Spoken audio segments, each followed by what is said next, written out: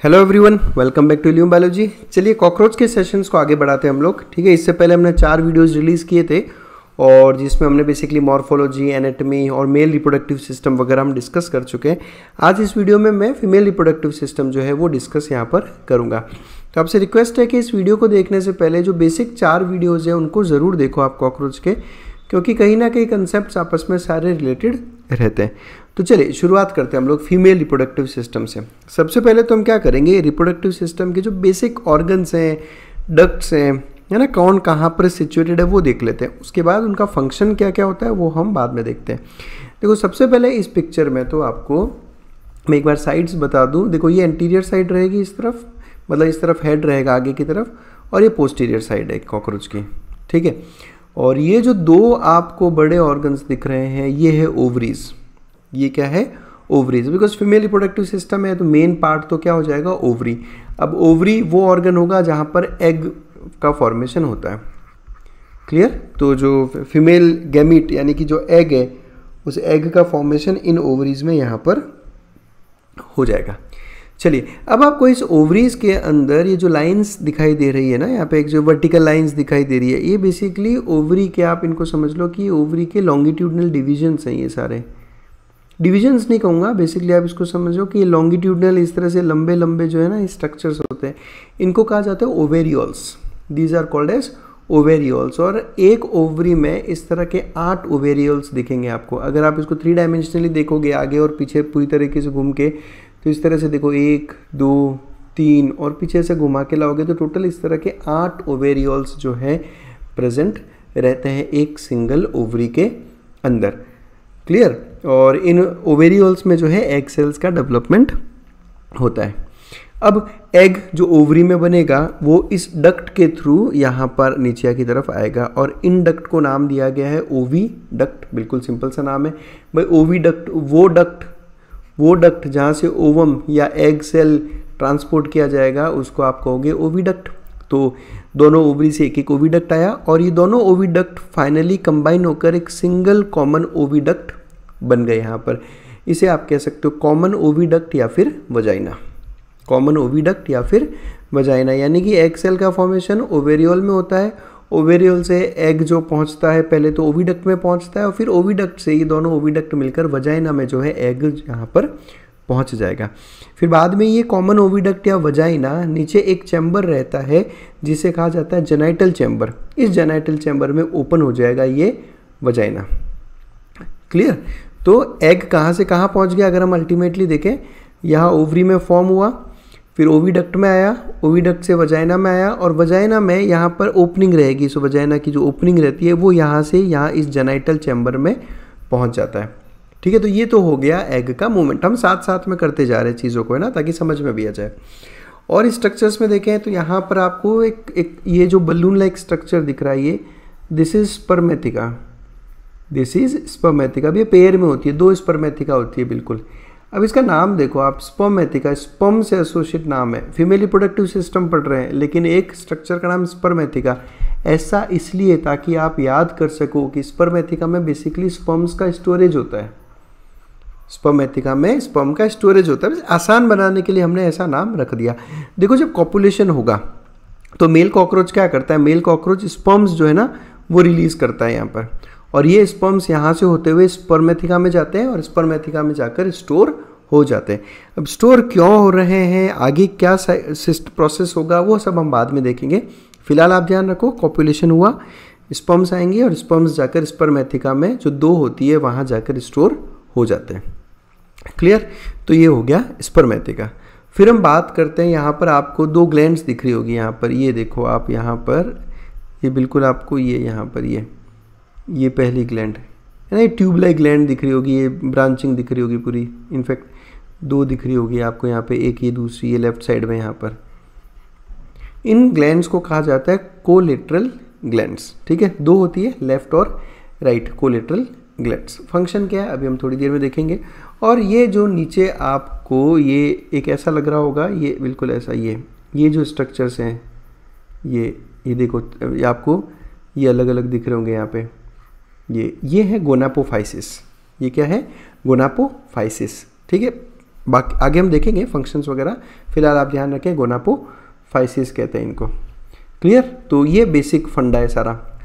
वापस एक बार देखें अगर हम लोग, चलो एक काम करते हैं, एनसीईआरटी वाला डायग्राम ले लेते हैं, सेम ही है ऑलमोस्ट, ये मैंने 3 डायमेंशनली दिखा रखा है और ये 2 डायमेंशनली है, ठीक है। वहीं पे हम चीज़ों को वापस रिपीट कर लेते हैं। शुरुआत करते हैं, सबसे पहले हमने बात की 2 ओवरीज से, ठीक है, लेफ्ट और राइट ओवरी। और ये इनका लोकेशन अगर आपसे पूछा जाए तो ये सेकंड एब्डोमिनल से लेकर, ये देखो यहाँ पे ये सेकंड एब्डोमिनल सेगमेंट रहता है और ये 6th एब्डोमिनल सेगमेंट तक। तो ओवरी सेकंड से लेकर 6th एब्डोमिनल सेगमेंट तक रहेगी। ओवरी के अंदर इस तरह से ये जो लॉन्गिट्यूडनल दिख रहे हैं आपको ये पार्ट्स, इनको कहा जाता है ओवेरियोल्स, और एक ओवरी में ऐसे 8 ओवेरियोल्स रहते हैं। ओवरीज में एग का प्रोडक्शन होगा और इस एग को हमें लेके जाना है यहाँ पे नीचे जेनाइटल चैम्बर में, ठीक है। तो पाथवे में सबसे पहले तो हर ओवरी का एक ओवी डक्ट होता है, तो लेफ्ट ओवरी राइट ओवरी दोनों का एक एक ओवी डक्ट, और ये दोनों ओवी डक्ट फ्यूज़ होकर बाद में एक कॉमन ओवी डक्ट या वजाइना बनते हैं, जो ये रहा यहाँ पे, ये देखो ये दोनों फ्यूज़ हो गए, ये लेफ्ट ओवी डक्ट और ये राइट ओवी डक्ट दोनों फ्यूज़ होकर क्या बन गए, कॉमन ओवी डक्ट या वजाइना। अब ये कॉमन ओवी डक्ट और वजाइना, इसकी ओपनिंग कहाँ प्रेजेंट होती है, तो इसकी ओपनिंग प्रेजेंट होती है जेनाइटल चैम्बर में। अगर आप यहाँ से देखोगे तो यहाँ आपको एक ओपनिंग दिखेगी इसकी, यहाँ से आप जेनाइटल चैम्बर से होते हुए ओवरी में एंटर कर सकते हो, तो ये कहलाता है जेनाइटल चैम्बर। क्लियर? आगे बढ़ते हम लोग, ये रही स्पर्मेथिका जो हमने अभी थोड़ी देर पहले बात की थी। ये भी पेयर में प्रेजेंट होती है ना, 2 होती है लेफ्ट और राइट, और इसका लोकेशन रहता है 6th सेगमेंट, ये आपको ध्यान रखना है। स्पर्मेथिका 6th सेगमेंट क्वेश्चन आ रखा है इस पे, और ओवरी 2 से 6 सेगमेंट, ओवरी बड़ा स्ट्रक्चर है।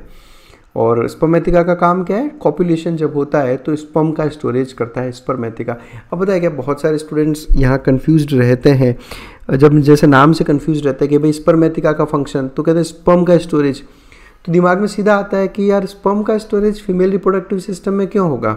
जनरली क्या होता है, जब हम मेल रिप्रोडक्टिव सिस्टम पढ़ते हैं कॉकरोच में, तो वहाँ पे तो चलो स्पर्म का स्टोरेज होता है ताकि कॉपुलेशन के वक्त रिलीज़ किए जा सके।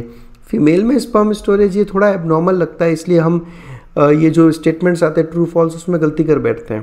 क्या, जैसे आपको स्टेटमेंट दे दिया और आपने थोड़ा सा पढ़ा हुआ नहीं है कि spermatheca in female reproductive system store sperms, तो आप सीधा उसको फॉल्स बोल देते हो कि भाई नहीं ऐसा क्यों होगा, पर ऐसा होता है। क्यों होता है वो मैं आपको थोड़ी देर में समझाऊंगा जब हम पूरा फर्टिलाइजेशन और पढ़ेंगे ये सिस्टम। तो याद रखें, कॉपुलेशन के वक्त स्पर्म्स जेनाइटल चैम्बर में आते हैं और जेनाइटल चैम्बर से स्पर्मेथिका जो कि 2 होती है वहाँ जाकर स्टोर हो जाते हैं। आगे बात करते हैं हम लोग वेस्टिबुलम और ऊथिकल चैम्बर। देखो मैंने अभी जेनाइटल चैम्बर की बात की, ये यहाँ से लेकर यहाँ तक का ये पूरा स्ट्रक्चर, ये यहाँ से लेकर यहाँ तक का ये जो पूरा स्ट्रक्चर है, ये पूरा स्ट्रक्चर, इसको हम कहते हैं जेनाइटल पाउच या ब्रूड पाउच। क्या नाम है यहाँ, इसके अंदर वाला स्ट्रक्चर जेनाइटल पाउच या ब्रूड पाउच। क्लियर?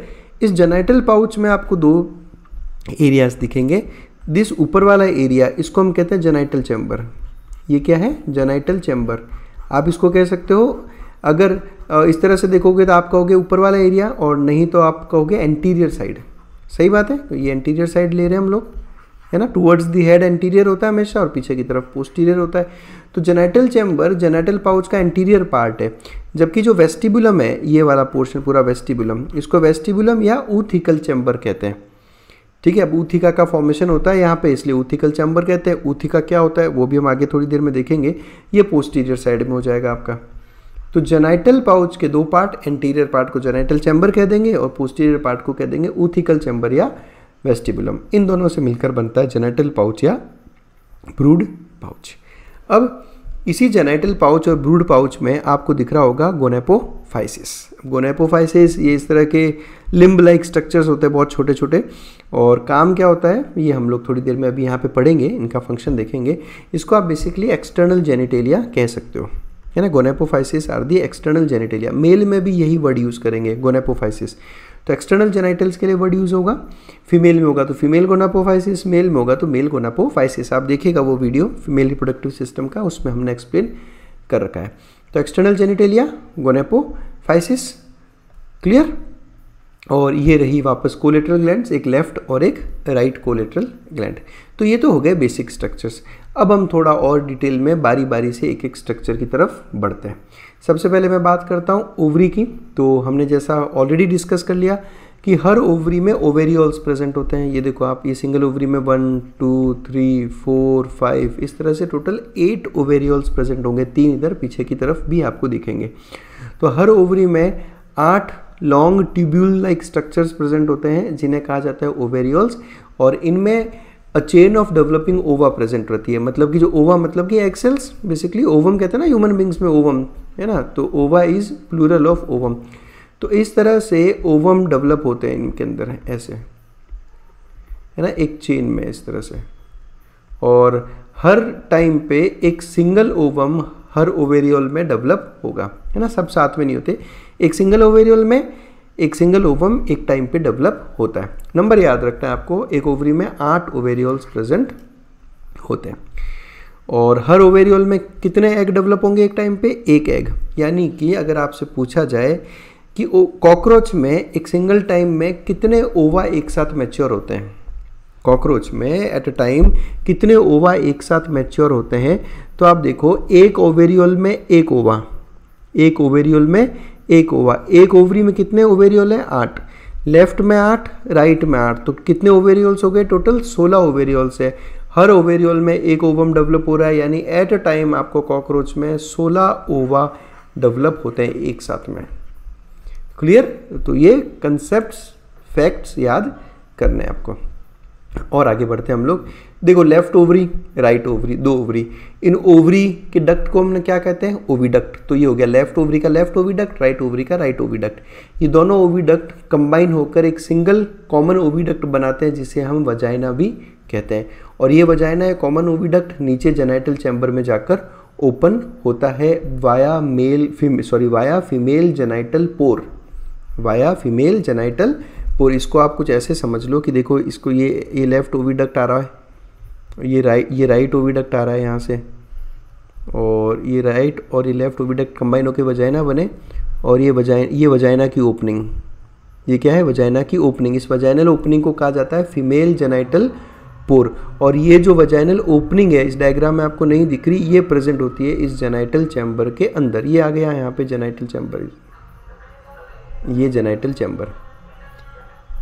समझ आई चीज़? तो ये कुछ ऐसा चलता है, यानी कि जो एग है, ये एग ओवरी में बनके, ओवम ओवरी में बनके पहले तो ओविडक्ट, फिर वजाइना, और फिर वजाइना से कहाँ आ जाएगा? यहाँ पर जेनाइटल चैम्बर में। अल्टीमेटली जेनाइटल चैम्बर में जो है पहुँचना है सबको, ठीक है। यहीं पे फर्टिलाइजेशन होगा जेनाइटल चैम्बर में। तो एग इस पाथवे के थ्रू जेनाइटल चैम्बर में पहुँचते हैं, और इस ओपनिंग को कहा गया है गोनोपोर। ये सबसे ज़्यादा कंफ्यूज करने वाला कंसेप्ट है फीमेल रिप्रोडक्टिव सिस्टम में। तो याद रखेंगे गोनोपोर। पोर मतलब क्या होता है? होल या ओपनिंग को पोर कहा जाता है। तो जेनाइटल पोर इज गोनोपोर। आगे बढ़ते हैं और देखते हैं, हम लोग बात करते हैं कोलेटरल ग्लैंड्स की बात करते हैं यहाँ पे। तो कोलेटरल ग्लैंड्स जैसा कि पिक्चर में दिख रहा है, कितनी कोलेटरल ग्लैंड्स हैं? 2 कोलेटरल ग्लैंड्स हैं। स्ट्रक्चर देख के आप क्या कहोगे कि सर ट्यूब लाइक स्ट्रक्चर्स है और ब्रांचिंग प्रेजेंट है। बिल्कुल सही बात है। दोनों ग्लैंड्स को कंपेयर करके देखो कौन सी बड़ी है, तो ये देखो आप, बहुत क्लियर दिख रहा है कि लेफ्ट वाली कोलेटरल ग्लैंड बड़ी भी है और प्लस इसमें ब्रांचिंग ज़्यादा प्रेजेंट है। तो ना सिंपल डायग्राम में सब कुछ दिख रहा है। कोलेटरल ग्लैंड्स एक पेयर है, ब्रांच्ड ट्यूबुलर ग्लैंड्स है, लेफ्ट ग्लैंड और ज़्यादा ब्रांच्ड है राइट वाले से। और ये दोनों कहाँ ओपन हो रही है? ये ओपन हो रही है जेनाइटल चैम्बर में by a common pore, by a common pore. Common pore का मतलब क्या हुआ? जैसे समझो ये कोलेटरल ग्लैंड का डक्ट है, ये लेफ्ट वाली का और ये राइट वाली का, तो ये दोनों कंबाइन हो जाते हैं, ये दोनों कंबाइन हो जाएंगे यहाँ पर, और एक सिंगल ओपनिंग से, एक सिंगल पोर से ओपन होंगे। अगेन कहाँ पर? जेनाइटल चैम्बर में। ये देखो आप, यहाँ पे दिख रहा होगा, ये जेनाइटल चैम्बर में ओपन हो रही है। क्लियर? तो अब जेनाइटल चैम्बर में दूसरी चीज़ मैंने ओपन होते देखी। पहला मैंने क्या देखा? पहला मैंने देखा फीमेल गोनोपोर। तो जेनाइटल चैम्बर में फीमेल गोनोपोर ओपन हो रहा है। फीमेल गोनोपोर से जेनाइटल चैम्बर में क्या आएगा? तो आप कहोगे कि सर ओवा। बिल्कुल सही बात है। फिर आते हैं हम कोलेटरल ग्लैंड पे। कोलेटरल ग्लैंड भी कहाँ ओपन हो रही है? जेनाइटल चैम्बर में ओपन हो रही है। और अभी कोलेटरल ग्लैंड क्या करेगा वहाँ समझो आप। देखो क्या होता है, मैं आपको यहाँ पर एक, हालांकि मैं ये फर्टिलाइजेशन में लेने वाला था पर कंसेप्ट क्लियर हो इसलिए मैं थोड़ा सा यही डिस्कस कर लेता हूँ। होता क्या है कॉकरोचेज़ में? कॉकरोचेज़ में जैसे समझो, मैंने कहा कि भाई एक टाइम पे 16 ओवा या 16 एग डेवलप हो जाते हैं। क्लियर। तो ये 16 ओवा इस तरह से रोज में अरेंज हो जाते हैं। कहाँ पर? जेनाइटल चैम्बर में। ये जेनाइटल चैम्बर में 16 ओवा एक साथ अरेंज हो गए। अब स्पर्मेथिका में क्या स्पर्म्स स्टोर्ड थे भाई। कॉपुलेशन जब भी हुआ तो यहाँ से स्पर्म्स एंटर करते हुए कहाँ पहुँच गए? स्पर्मेथिका में, या स्पर्म्स स्टोर्ड थे। तो ओवा और स्पर्म्स साइमल्टेनियसली साथ में पहुँचते जेनाइटल चैम्बर में, और जब स्पर्म्स यहाँ पर पहुँचेंगे तो इन सब के साथ क्या होगा? फर्टिलाइजेशन। ये हो गया, फर्टिलाइजेशन हो रहा है, और ये सारे एग्स अब बन गए फर्टिलाइज्ड एग्स। तो अब क्या होता है? इन फर्टिलाइज्ड एग्स के चारों तरफ एक हार्ड कवरिंग बना लेता है कॉकरोच एक हार्ड कवरिंग बना लेता है, और एक प्रॉपर एक हार्ड केस बना देता है। ये देखो कुछ इस तरह का दिखता है। ये देखो आप, ये एक फीमेल कॉकरोच है, इसमें इसको ऊथिका कहते हैं। इस हार्ड एग केस को हम क्या कहते हैं? ऊथिका। तो ये एक सिंगल ऊथिका है। देखो आप, ये ऊथिका ने क्या किया? इनको अच्छे से एंक्लोज कर दिया अंदर, यानी जो एग्स फर्टिलाइज हुए, ये फर्टिलाइज्ड एग्स के चारों तरफ एक हार्ड कवरिंग बन गई है ना, और इस स्ट्रक्चर को नाम दिया गया ऊथिका। ठीक है। अब इस ऊथिका के अंदर है सारा फर्टिलाइज्ड एग्स। अब कॉकरोच क्या करेगा? फीमेल कॉकरोच इस ऊथिका को ले जाकर एक सेफ मॉइस्ट एरिया में ले जाकर छोड़ देता है। क्लियर। तो इसको ऊथिका कहते हैं, और ज़्यादा डिटेल में हम आगे आने वाले टाइम में पढ़ेंगे, मतलब नेक्स्ट वीडियो में। तो कोलेटरल ग्लैंड्स का क्या फंक्शन है कि ये कोलेटरल ग्लैंड्स इस हार्ड एग केस को सीक्रेट करता है। क्लियर। तो ये ऊथिका का फॉर्मेशन भी कहाँ होगा? जेनाइटल चैम्बर में, इसलिए कोलेटरल ग्लैंड्स भी कहाँ ओपन हो रही है? जेनाइटल चैम्बर में। और आगे बढ़ते हैं, जैसे जैसे आगे बढ़ेंगे चीज़ें और क्लियर होगी। अब हम बात करते हैं जेनाइटल पाउच की या ब्रूड पाउच की, यानी ये वाला पाउच। एंटीरियर पार्ट को हम क्या कहेंगे? जेनाइटल चैम्बर, और पोस्टीरियर पार्ट को हम कहेंगे ऊथिकल चैम्बर या फिर वेस्टिबुलम। तो पहले मैं जेनाइटल और ब्रूड पाउच बनता कैसे, पहले मैं उसकी बात करता हूँ। देखो, जब हमने कॉकरोच की मॉर्फोलॉजी पढ़ी तो हमने कहा था कि कॉकरोच का जो एक्सोस्केलेटन रहता है वो बनता है काइटिनस प्लेट्स के थ्रू। इन काइटिनस प्लेट्स को डोर्सल साइड में तो कहा जाता है टर्गम, और प्लूरल क्या रहता है इसका? टर्जाइट्स। और वेंट्रल साइड में इनको कहा जाता है स्टर्नम, है ना। सिंगुलर हो गया स्टर्नम, और प्लूरल हो जाएगा इसका स्टर्नाइट्स, वेंट्रल साइड में। अभी जो भी सिस्टम हम पढ़ रहे हैं ना, स्टर्नम ये वेंट्रल साइड में रहेगा, है ना, और टर्गम डोर्सल साइड में। ये मॉर्फोलॉजी में हमने सबसे पहला कंसेप्ट यही पढ़ा था। ठीक है। तो अभी जो जेनाइटल और ब्रूड पाउच है ये प्रेजेंट होता है वेंट्रल साइड में। ठीक है। और ये बनता है स्टर्नाइट्स का। किसका बनेगा? स्टर्नाइट्स का। और स्टर्ना भी कहते हैं इसको, स्टर्नाइट्स या स्टर्ना कहते हैं इसका प्लूरल, एक ही बात है। तो ये कौन कौन से स्टर्ना से मिलके बनेगा? तो 7th स्टर्ना, 8th स्टर्ना और 9th स्टर्ना, ये तीनों स्टर्ना मिलकर जेनाइटल या ब्रूड पाउच का फॉर्मेशन करते हैं। कैसे? देखो, मुझे इसका डायग्राम नेट पे कहीं मिला नहीं, ठीक है, जेनाइटल और ब्रूड पाउच का, कि कैसे स्टर्ना मिलकर ये ब्रूड पाउच का फॉर्मेशन करते हैं। तो मैंने खुद ही सेल्फ एक डायग्राम बनाया है। आई होप आपको इससे हेल्प मिलेगी। देखो, ये डोर्सल साइड हो गया और ये वेंट्रल साइड हो गया। ठीक है। और डोर्सल साइड में क्या होता है? टर्गम। तो ये देखो T6, T7, T8, T9 और T10, ये टर्गम हो गए।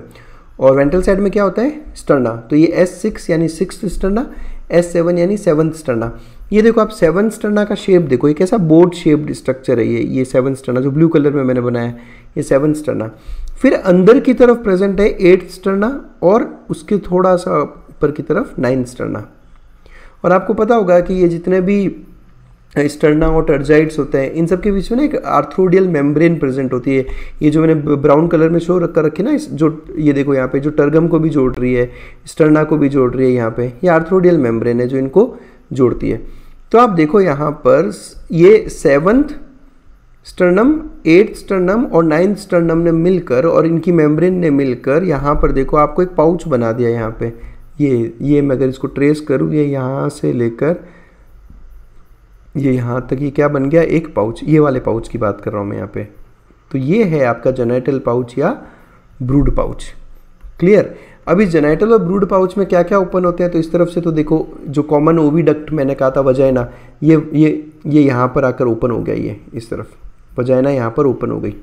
तो जितने भी ओवा है वो ओवा इस वजाइना के थ्रू होते हुए जेनाइटल पाउच में आ जाएंगे।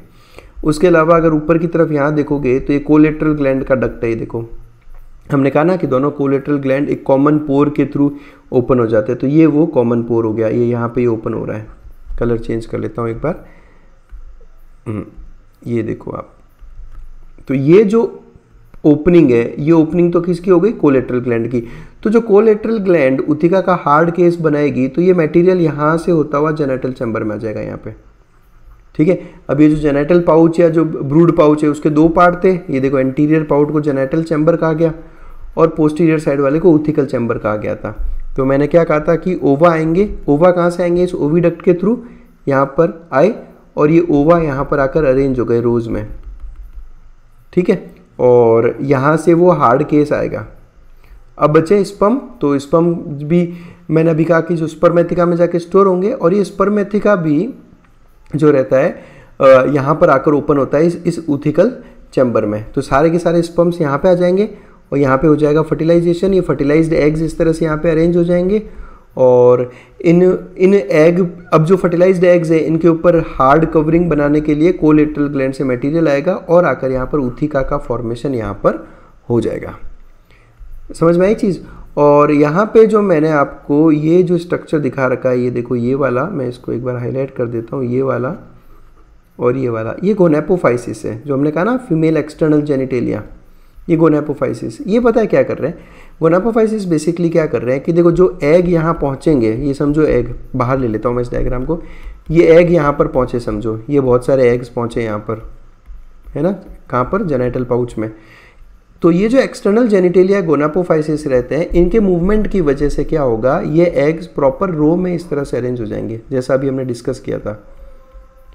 तो ये एक्सटर्नल जेनिटेलिया यही करता है कि इन एग्स को प्रॉपर रोज में इस तरह से अरेंज कर देता है ताकि स्पर्म्स आए, इनको फर्टिलाइज करें और ये फर्टिलाइज्ड एग्स बन जाए। उसके बाद कोलेटरल ग्लैंड से मटेरियल आएगा और उसके ऊपर उथिका का फॉर्मेशन कर देगा।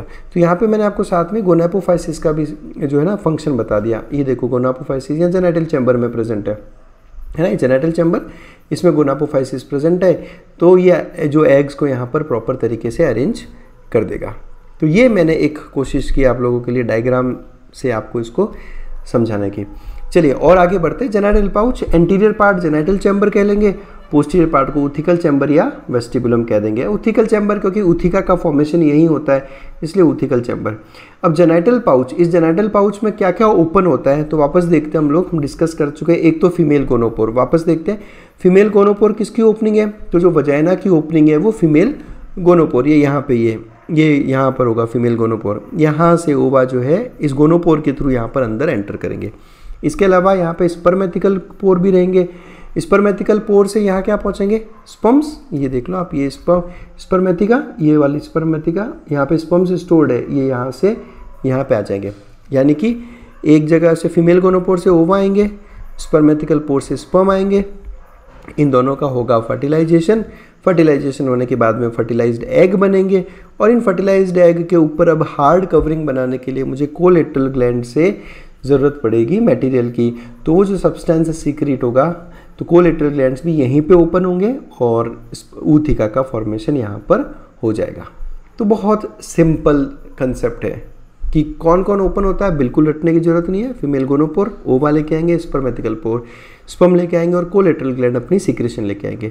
इस तरह से समझ के अगर आप चीज़ों को याद करोगे तो कभी भी आप ना अटकोगे नहीं, ना तो किसी के फंक्शन में अटकोगे, ना किसी तरह का कोई दूसरा कन्फ्यूजन रहेगा। फिर हम बात करते हैं फीमेल गोनापोफाइसिस की। फीमेल गोनापोफाइसिस को एक और टर्म यूज़ करते हैं इसके लिए, ओविपोजिटर। अब देखो नाम से ही समझ में आ रहा है कि ये वो स्ट्रक्चर है जो ओवा को एक पोजीशन में ला देगा।